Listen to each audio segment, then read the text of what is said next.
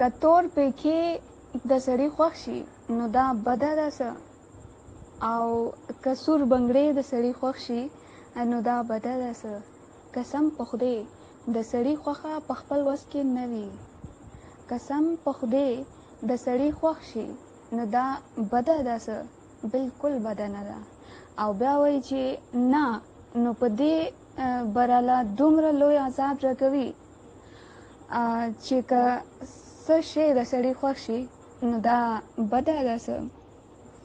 او بیا وایي چې ملا د زړه نه تپوس وکړه دې تصویر ته وګوره او که چېرته دې د سړي خوښ شي نو دا بده ده څه، بالکل بده نه ده. او بیا وایي چې مړه د زړه د لږ پراخ کړه کینه ښه شی نه دی. او که هر سړی د سړي خوښ شي نو دا بده خو نه ده، بالکل صحیح دی وویل.